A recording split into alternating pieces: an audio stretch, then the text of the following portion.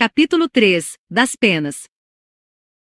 Artigo 12. Independentemente do ressarcimento integral do dano patrimonial, se efetivo, e das sanções penais comuns e de responsabilidade civis e administrativas previstas na legislação específica, está o responsável pelo ato de improbidade sujeito às seguintes cominações, que podem ser aplicadas isolada ou cumulativamente, de acordo com a gravidade do fato. Inciso 1. Na hipótese do artigo 9 desta lei, perda dos bens ou valores acrescidos ilicitamente ao patrimônio, perda da função pública, suspensão dos direitos políticos até 14 anos, pagamento de multa civil equivalente ao valor do acréscimo patrimonial, e proibição de contratar com o poder público, ou de receber benefícios ou incentivos fiscais ou creditícios, direta ou indiretamente, ainda que por intermédio de pessoa jurídica da qual seja sócio majoritário, pelo prazo não superior a 14 anos. Inciso 2. Na hipótese do artigo 10 desta lei, perda dos bens ou valores acrescidos ilicitamente ao patrimônio, se concorrer esta circunstância, perda da função pública, suspensão dos direitos políticos até 12 anos, pagamento de multa civil equivalente ao valor do dano, e proibição de contratar com o poder público, ou de receber benefícios ou incentivos fiscais ou creditícios, direta ou indiretamente, ainda que por intermédio de pessoa jurídica da qual seja sócio majoritário, pelo prazo não superior a 12 anos. Inciso 3.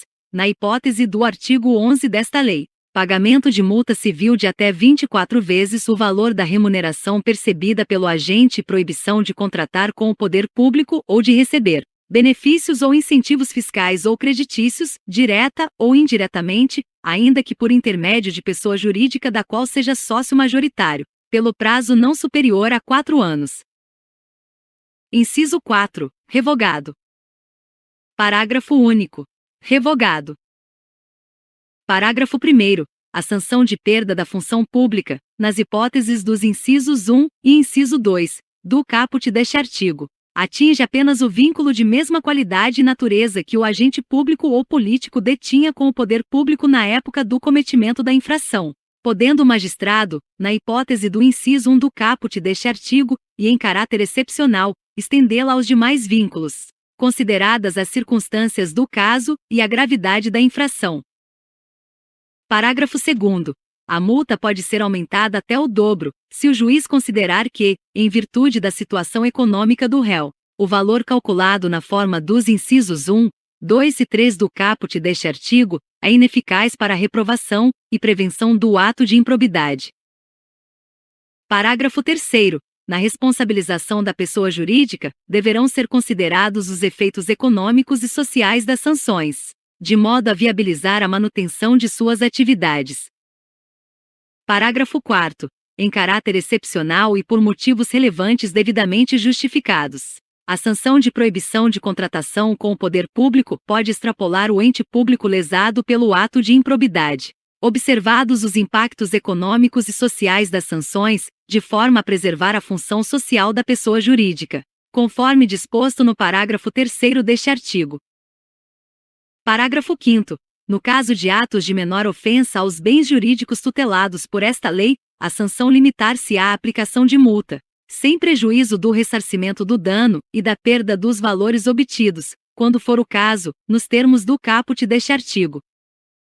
Parágrafo 6º. Se ocorrer lesão ao patrimônio público, a reparação do dano a que se refere esta lei deverá deduzir o ressarcimento ocorrido nas instâncias criminal, civil e administrativa que tiver por objeto os mesmos fatos. Parágrafo 7º. As sanções aplicadas a pessoas jurídicas com base nesta lei e na Lei nº 12.846, de 1º de agosto de 2013, deverão observar o princípio constitucional do non bis in idem. Parágrafo 8º. A sanção de proibição de contratação com o poder público deverá constar do Cadastro Nacional de Empresas Inidôneas e Suspensas, 6, de que trata a Lei nº 12.846, de 1º de agosto de 2013, observadas as limitações territoriais contidas em decisão judicial, conforme disposto no parágrafo 4º deste artigo. Parágrafo 9. As sanções previstas neste artigo somente poderão ser executadas após o trânsito em julgado da sentença condenatória. Parágrafo 10. para efeitos de contagem do prazo da sanção de suspensão dos direitos políticos. Computar-se-á retroativamente o intervalo de tempo entre a decisão colegiada e o trânsito em julgado da sentença condenatória. Capítulo 4. Da Declaração de Bens.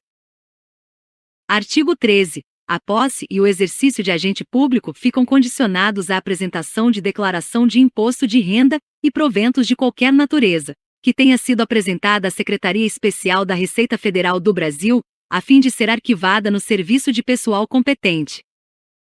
Parágrafo 1º. Revogado. Parágrafo 2º.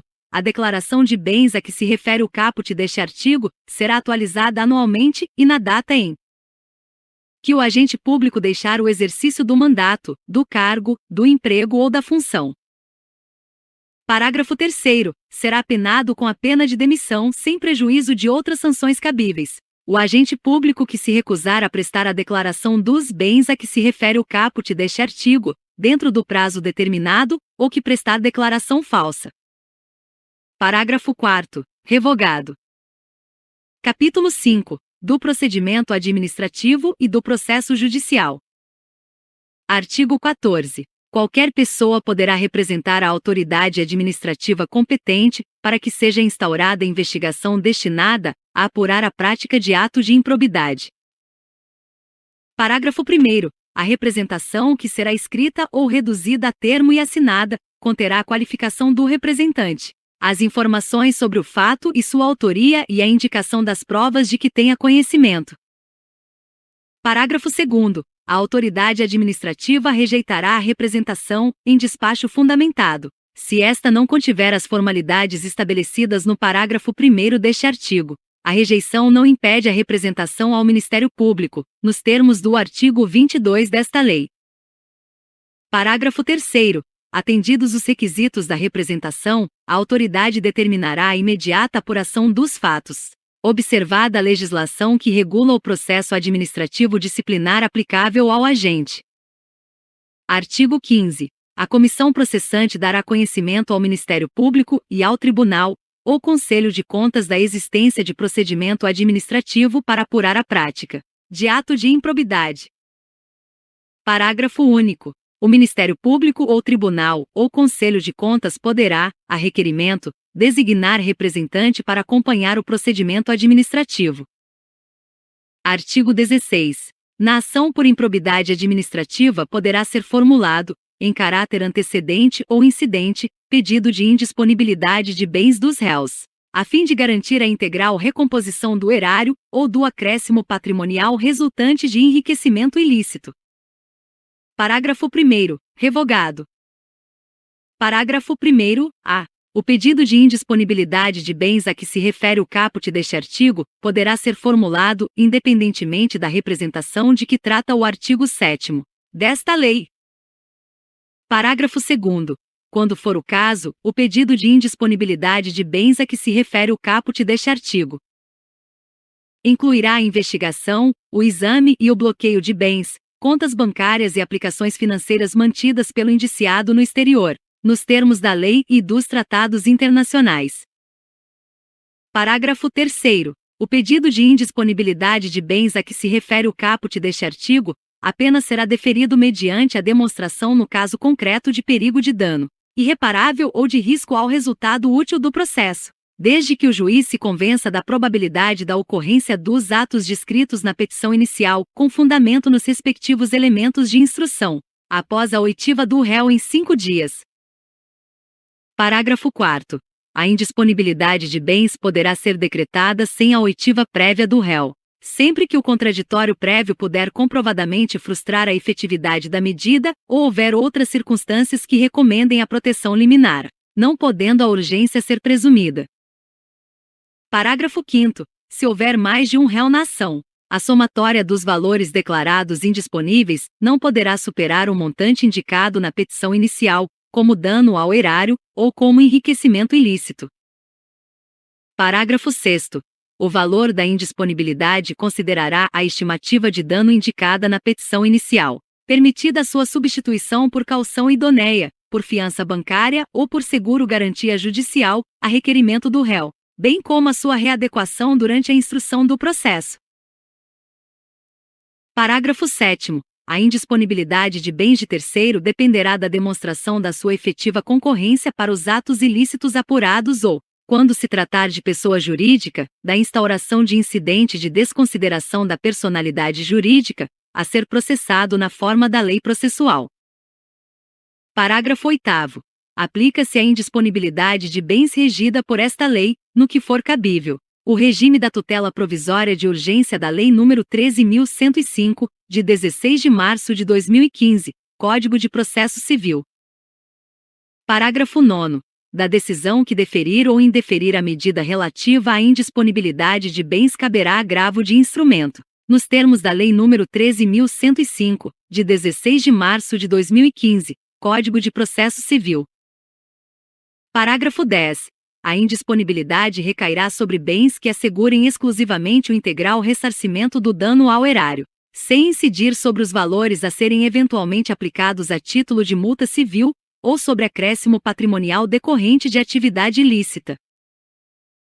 Parágrafo 11º. A ordem de indisponibilidade de bens deverá priorizar veículos de via terrestre, bens imóveis, bens móveis em geral semoventes, navios e aeronaves, ações e cotas de sociedades simples e empresárias, pedras e metais preciosos, apenas na inexistência desses, o bloqueio de contas bancárias, de forma a garantir a subsistência do acusado e a manutenção da atividade empresária ao longo do processo.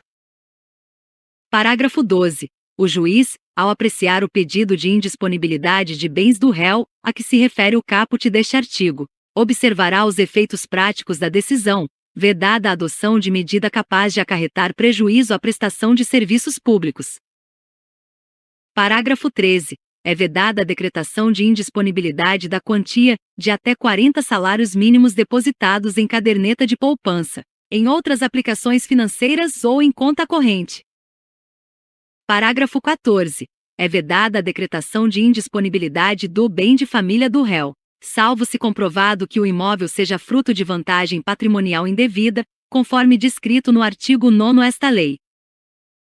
Artigo 17. A ação para a aplicação das sanções de que trata esta lei será proposta pelo Ministério Público e seguirá o procedimento comum previsto na Lei nº 13.105, de 16 de março de 2015, Código de Processo Civil, salvo o disposto nesta lei.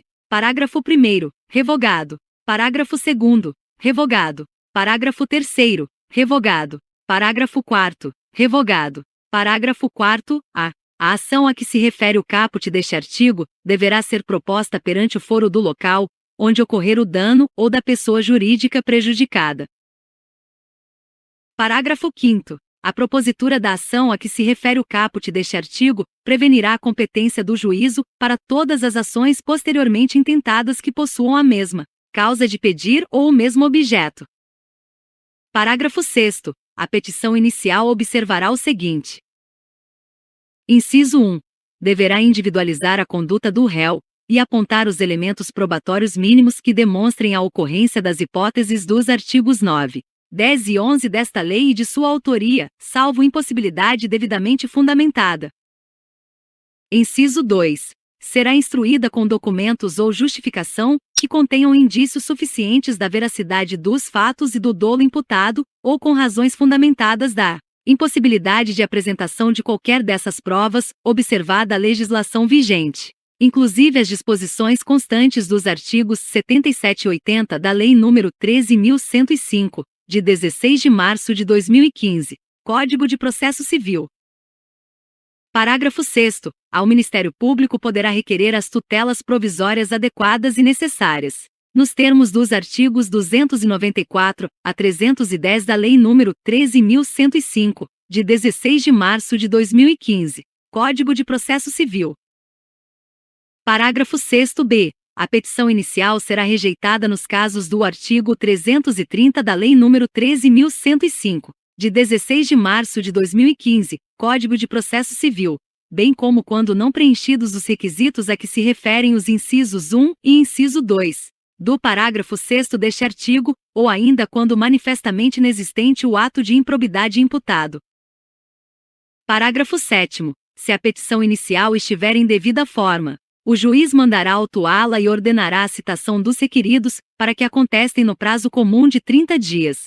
Iniciado o prazo na forma do artigo 231 da Lei nº 13.105, de 16 de março de 2015, Código de Processo Civil.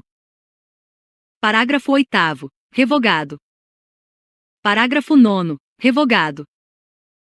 Parágrafo 9º. A da decisão que rejeitar questões preliminares suscitadas pelo réu, em sua contestação caberá agravo de instrumento. Parágrafo 10. Revogado. Parágrafo 10. Havendo a possibilidade de solução consensual, poderão as partes requerer ao juiz a interrupção do prazo para contestação, por prazo não superior a 90 dias. Parágrafo 10b. Oferecida a contestação, e se for o caso, ouvido o autor, o juiz. Inciso 1. Procederá ao julgamento conforme o estado do processo, observada a eventual inexistência manifesta do ato de improbidade. Inciso 2. Poderá desmembrar o litisconsórcio, com vistas a otimizar a instrução processual. Parágrafo 10c. Após a réplica do Ministério Público, o juiz proferirá a decisão na qual indicará com precisão a tipificação do ato de improbidade administrativa imputável ao réu, sendo-lhe vedado modificar o fato principal e a capitulação legal apresentada pelo autor. Parágrafo 10d. Para cada ato de improbidade administrativa, deverá necessariamente ser indicado apenas um tipo dentre aqueles previstos nos artigos 9, 10 e 11 desta lei. Parágrafo 10. E proferida a decisão referida no parágrafo 10c deste artigo, as partes serão intimadas a especificar as provas que pretendem produzir. Parágrafo 10f. Será nula a decisão de mérito total ou parcial da ação de improbidade administrativa que: Inciso 1. Condenar o requerido por tipo diverso daquele definido na petição inicial. Inciso 2. Condenar o requerido sem a produção das provas por ele tempestivamente especificadas. Parágrafo 11. Em qualquer momento do processo, verificada a inexistência do ato de improbidade, o juiz julgará a demanda improcedente. Parágrafo 12. Revogado. Parágrafo 13. Revogado. Parágrafo 14. Sem prejuízo da citação dos réus, a pessoa jurídica interessada será intimada para, caso queira, intervir no processo. Parágrafo 15. Se a imputação envolver a desconsideração de pessoa jurídica, serão observadas as regras previstas nos artigos 133, 134, 135, 136 e 137 da Lei nº 13.105, de 16 de março de 2015, Código de Processo Civil. Parágrafo 16. A qualquer momento, se o magistrado identificar a existência de ilegalidades ou de irregularidades administrativas a serem sanadas sem que estejam presentes todos os requisitos para imposição das sanções aos agentes incluídos no polo passivo da demanda, poderá, em decisão motivada, converter a ação de improbidade administrativa em ação civil pública, regulada pela Lei nº 7.347, de 24 de julho de 1985. Parágrafo 17. Da decisão que converter a ação de improbidade em ação civil pública caberá agravo de instrumento. Parágrafo 18. Ao réu será assegurado o direito de ser interrogado sobre os fatos de que trata a ação, e a sua recusa ou seu silêncio não implicarão confissão. Parágrafo 19. Não se aplicam na ação de improbidade administrativa. Inciso 1. A presunção de veracidade dos fatos alegados pelo autor em caso de revelia. Inciso 2. A imposição de ônus da prova ao réu, na forma dos parágrafos 1º e 2º do artigo 373 da Lei nº 13.105, de 16 de março de 2015, Código de Processo Civil. Inciso 3. O ajuizamento de mais de uma ação de improbidade administrativa pelo mesmo fato, competindo ao Conselho Nacional do Ministério Público dirimir conflitos de atribuições entre membros de ministérios públicos distintos. Inciso 4. O reexame obrigatório da sentença de improcedência ou de extinção sem resolução de mérito. Parágrafo 20. A assessoria jurídica que emitiu o parecer atestando a legalidade prévia dos atos administrativos praticados pelo administrador público, ficará obrigada a defendê-lo judicialmente, caso este venha a responder ação por improbidade administrativa, até que a decisão transite em julgado. Parágrafo 21. Das decisões interlocutórias caberá agravo de instrumento, inclusive da decisão que rejeitar questões preliminares suscitadas pelo réu em sua contestação. Artigo 17-A. Vetado inciso 1. Vetado. Inciso 2. Vetado. Inciso 3. Vetado. Parágrafo 1º. Vetado. Parágrafo 2º. Vetado. Parágrafo 3º. Vetado. Parágrafo 4º. Vetado. Parágrafo 5º. Vetado. Artigo 17-B. O Ministério Público poderá, conforme as circunstâncias do caso concreto, celebrar acordo de não persecução civil, desde que dele advenham ao menos os seguintes resultados. Inciso 1. O integral ressarcimento do dano. Inciso 2. A reversão à pessoa jurídica lesada da vantagem indevida obtida, ainda que oriunda de agentes privados. Parágrafo 1º. A celebração do acordo a que se refere o caput deste artigo dependerá, cumulativamente. Inciso 1. Da oitiva do ente federativo lesado, em momento anterior ou posterior à propositura da ação. Inciso 2. De aprovação, no prazo de até 60 dias, pelo órgão do Ministério Público competente para apreciar as promoções de arquivamento de inquéritos civis, se anterior ao ajuizamento da ação. Inciso 3. De homologação judicial, independentemente de o acordo ocorrer antes ou depois do ajuizamento da ação de improbidade administrativa. Parágrafo 2º. Em qualquer caso, a celebração do acordo a que se refere o caput deste artigo considerará a personalidade do agente, a natureza, as circunstâncias, a gravidade e a repercussão social do ato de improbidade, bem como as vantagens, para o interesse público, da rápida solução do caso. Parágrafo 3º. Para fins de apuração do valor do dano a ser ressarcido, deverá ser realizada a oitiva do Tribunal de Contas competente, que se manifestará, com indicação dos parâmetros utilizados no prazo de 90 dias. Parágrafo 4º. O acordo a que se refere o caput deste artigo poderá ser celebrado no curso da investigação de apuração do ilícito, no curso da ação de improbidade ou no momento da execução da sentença condenatória.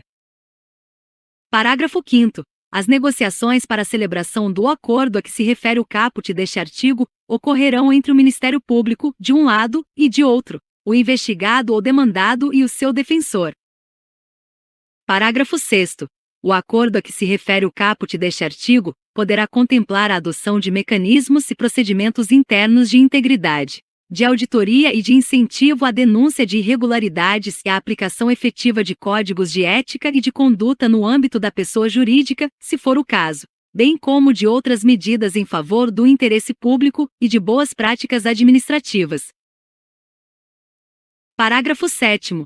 Em caso de descumprimento do acordo a que se refere o caput deste artigo, o investigado ou o demandado ficará impedido de celebrar novo acordo pelo prazo de 5 anos, contado do conhecimento pelo Ministério Público do efetivo descumprimento.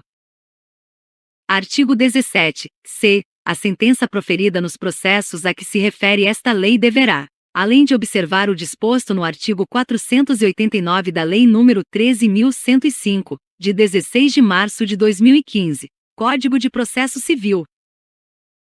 Inciso 1. Indicar de modo preciso os fundamentos que demonstram os elementos a que se referem os artigos 9, 10 e 11 desta lei, que não podem ser presumidos. Inciso 2. Considerar as consequências práticas da decisão, sempre que decidir com base em valores jurídicos abstratos. Inciso 3. Considerar os obstáculos e as dificuldades reais do gestor e as exigências das políticas públicas a seu cargo, sem prejuízo dos direitos dos administrados e das circunstâncias práticas que houverem imposto, limitado ou condicionado a ação do agente. Inciso 4. Considerar, para a aplicação das sanções, de forma isolada ou cumulativa. Alínea A. Os princípios da proporcionalidade e da razoabilidade. Alínea B. A natureza, a gravidade e o impacto da infração cometida. Alínea C. A extensão do dano causado. Alínea D. O proveito patrimonial obtido pelo agente. Alínea E. As circunstâncias agravantes ou atenuantes. Alínea F. A atuação do agente em minorar os prejuízos e as consequências advindas de sua conduta omissiva ou comissiva. Alínea G. Os antecedentes do agente. Inciso 5. Considerar na aplicação das sanções a dosimetria das sanções relativas ao mesmo fato já aplicadas ao agente. Inciso 6. Considerar, na fixação das penas relativamente ao terceiro, quando for o caso, a sua atuação específica, não admitida a sua responsabilização por ações ou omissões para as quais não tiver concorrido ou das quais não tiver obtido vantagens patrimoniais indevidas. Inciso 7. Indicar na apuração da ofensa princípios, critérios objetivos que justifiquem a imposição da sanção. Parágrafo 1º. A ilegalidade sem a presença de dolo que a qualifique não configura ato de improbidade.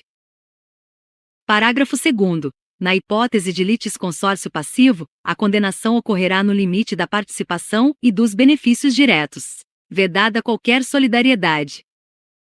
Parágrafo 3º. Não haverá remessa necessária nas sentenças de que trata esta lei. Artigo 17.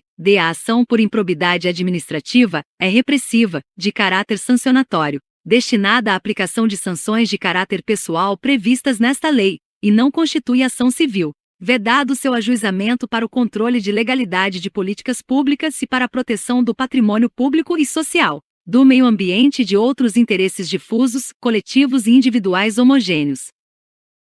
Parágrafo único. Ressalvado o disposto nesta lei, o controle de legalidade de políticas públicas é a responsabilidade de agentes públicos, inclusive políticos, entes públicos e governamentais, por danos ao meio ambiente, ao consumidor, a bens e direitos de valor artístico, estético, histórico, turístico e paisagístico, a qualquer outro interesse difuso ou coletivo, à ordem econômica, à ordem urbanística, à honra e à dignidade de grupos raciais, étnicos ou religiosos e ao patrimônio público e social submetem-se aos termos da Lei nº 7.347, de 24 de julho de 1985. Artigo 18. A sentença que julgar procedente a ação fundada nos artigos 9 e 10 desta lei condenará ao ressarcimento dos danos e à perda ou à reversão dos bens e valores ilicitamente adquiridos, conforme o caso, em favor da pessoa jurídica prejudicada pelo ilícito. Parágrafo 1º. Se houver necessidade de liquidação do dano, a pessoa jurídica prejudicada procederá a essa determinação e ao ulterior procedimento para cumprimento da sentença referente ao ressarcimento do patrimônio público ou à perda ou à reversão dos bens. Parágrafo 2º. Caso a pessoa jurídica prejudicada não adote as providências a que se refere o parágrafo 1º deste artigo no prazo de 6 meses, contado do trânsito em julgado da sentença de procedência da ação, caberá ao Ministério Público proceder à respectiva liquidação do dano e ao cumprimento da sentença referente ao ressarcimento do patrimônio público ou à perda ou à reversão dos bens, sem prejuízo de eventual responsabilização pela omissão verificada. Parágrafo 3º. Para fins de apuração do valor do ressarcimento, deverão ser descontados os serviços efetivamente prestados. Parágrafo 4º. O juiz poderá autorizar o parcelamento, em até 48 parcelas mensais corrigidas monetariamente, do débito resultante de condenação pela prática de improbidade administrativa, se o réu demonstrar incapacidade financeira de saldá-lo de imediato. Artigo 18. A requerimento do réu na fase de cumprimento da sentença, o juiz unificará eventuais sanções aplicadas com outras já impostas em outros processos, tendo em vista a eventual continuidade de ilícito ou a prática de diversas ilicitudes, observado o seguinte. Inciso 1. No caso de continuidade de ilícito, o juiz promoverá a maior sanção aplicada, aumentada de 1/3, ou a soma das penas, o que for mais benéfico ao réu. Inciso 2. No caso de prática de novos atos ilícitos pelo mesmo sujeito, o juiz somará as sanções. Parágrafo único. As sanções de suspensão de direitos políticos e de proibição de contratar ou de receber incentivos fiscais ou creditícios do poder público observarão o limite máximo de 20 anos. Capítulo 6. Das disposições penais. Artigo 19. constitui crime a representação por ato de improbidade contra agente público ou terceiro beneficiário, quando o autor da denúncia o sabe inocente. Pena: detenção de 6 a 10 meses e multa. Parágrafo único. Além da sanção penal, o denunciante está sujeito a indenizar o denunciado pelos danos materiais, morais ou a imagem que houver provocado. Artigo 20. A perda da função pública e a suspensão dos direitos políticos só se efetivam com o trânsito em julgado da sentença condenatória. Parágrafo 1º. A autoridade judicial competente poderá determinar o afastamento do agente público do exercício do cargo, do emprego ou da função, sem prejuízo da remuneração, quando a medida for necessária à instrução processual ou para evitar a iminente prática de novos ilícitos. Parágrafo 2º. O afastamento previsto no parágrafo 1º deste artigo será de até 90 dias, prorrogáveis uma única vez por igual prazo, mediante decisão motivada. Artigo 21. A aplicação das sanções previstas nesta lei independe: inciso 1. Da efetiva ocorrência de dano ao patrimônio público, salvo quanto à pena de ressarcimento, e as condutas previstas no artigo 10 desta lei. Inciso 2. Da aprovação ou rejeição das contas pelo órgão de controle interno, ou pelo Tribunal ou Conselho de Contas. Parágrafo 1º. Os atos do órgão de controle interno ou externo serão considerados pelo juiz quando tiverem servido de fundamento para a conduta do agente público. Parágrafo 2º. As provas produzidas perante os órgãos de controle e as correspondentes decisões deverão ser consideradas na formação da convicção do juiz, sem prejuízo da análise acerca do dolo na conduta do agente. Parágrafo 3º. As sentenças civis e penais produzirão efeitos em relação à ação de improbidade, quando concluírem pela inexistência da conduta ou pela negativa da autoria. Parágrafo 4º. A absolvição criminal em ação que discuta os mesmos fatos, confirmada por decisão colegiada, impede o trâmite da ação da qual trata esta lei, havendo comunicação com todos os fundamentos de absolvição previstos no artigo 386 do Decreto-Lei nº 3.689, de 3 de outubro de 1941, Código de Processo Penal. Parágrafo 5º. Sanções eventualmente aplicadas em outras esferas deverão ser compensadas com as sanções aplicadas nos termos desta lei. Artigo 22. Para apurar qualquer ilícito previsto nesta lei, o Ministério Público, de ofício, a requerimento de autoridade administrativa, ou mediante representação formulada de acordo com o disposto no artigo 14 desta lei, poderá instaurar inquérito civil ou procedimento investigativo assemelhado e requisitar a instauração de inquérito policial. Parágrafo único. Na apuração dos ilícitos previstos nesta lei, será garantido ao investigado a oportunidade de manifestação por escrito e de juntada de documentos que comprovem suas alegações e auxiliem na elucidação dos fatos. Capítulo 7. Da prescrição. Artigo 23. A ação para aplicação das sanções previstas nesta lei prescreve em 8 anos, contados a partir da ocorrência do fato, ou no caso de infrações permanentes, do dia em que cessou a permanência. Inciso 1. Revogado. Inciso 2. Revogado. Inciso 3. Revogado.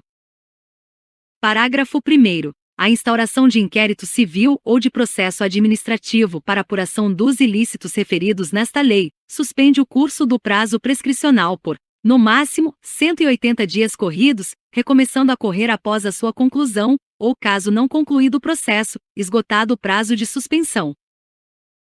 Parágrafo 2º. O inquérito civil para apuração do ato de improbidade será concluído no prazo de 365 dias corridos, prorrogável uma única vez por igual período, mediante ato fundamentado submetido à revisão da instância competente do órgão ministerial, conforme dispuser a respectiva lei orgânica. Parágrafo 3º. Encerrado o prazo previsto no parágrafo 2º deste artigo, a ação deverá ser proposta no prazo de 30 dias, se não for caso de arquivamento do inquérito civil. Parágrafo 4º. O prazo da prescrição referido no caput deste artigo interrompe-se. Inciso 1. Pelo ajuizamento da ação de improbidade administrativa. Inciso 2. Pela publicação da sentença condenatória. Inciso 3. Pela publicação de decisão ou acórdão de Tribunal de Justiça ou Tribunal Regional Federal que confirma sentença condenatória ou que reforma sentença de improcedência. Inciso 4. Pela publicação de decisão ou acórdão do Superior Tribunal de Justiça que confirma acórdão condenatório ou que reforma acórdão de improcedência. Inciso 5. Pela publicação de decisão ou acórdão do Supremo Tribunal Federal que confirma acórdão condenatório ou que reforma acórdão de improcedência. Parágrafo 5º. Interrompida a prescrição, o prazo recomeça a correr do dia da interrupção, pela metade do prazo previsto no caput deste artigo. Parágrafo 6º. A suspensão e a interrupção da prescrição produzem efeitos relativamente a todos os que concorreram para a prática do ato de improbidade. Parágrafo 7º. Nos atos de improbidade conexos que sejam objeto do mesmo processo, a suspensão e a interrupção relativas a qualquer deles estendem-se aos demais. Parágrafo 8º. O juiz ou o tribunal, depois de ouvido o Ministério Público, deverá, de ofício ou a requerimento da parte interessada, reconhecer a prescrição intercorrente da pretensão sancionadora e decretá-la de imediato, caso, entre os marcos interruptivos referidos no parágrafo 4º, transcorra o prazo previsto no parágrafo 5º deste artigo. Artigo 23-A. É dever do poder público oferecer contínua capacitação aos agentes públicos e políticos que atuem com prevenção ou repressão de atos de improbidade administrativa. Artigo 23-B. Nas ações e nos acordos regidos por esta lei, não haverá adiantamento de custas, de preparo, de emolumentos, de honorários periciais e de quaisquer outras despesas. Parágrafo 1º. No caso de procedência da ação, as custas e as demais despesas processuais serão pagas ao final. Parágrafo 2º. Haverá condenação em honorários sucumbenciais em caso de improcedência da ação de improbidade se comprovada má-fé. Artigo 23-C. Atos que ensejem enriquecimento ilícito, perda patrimonial, desvio, apropriação, malbaratamento ou dilapidação de recursos públicos dos partidos políticos ou de suas fundações, serão responsabilizados nos termos da Lei nº 9.096, de 19 de setembro de 1995. Capítulo 8. Das disposições finais. Artigo 24. Esta lei entra em vigor na data de sua publicação. Artigo 25. Ficam revogadas as leis nº 3.164, de 1º de junho de 1957, e 3.502, de 21 de dezembro de 1958, e demais disposições em contrário.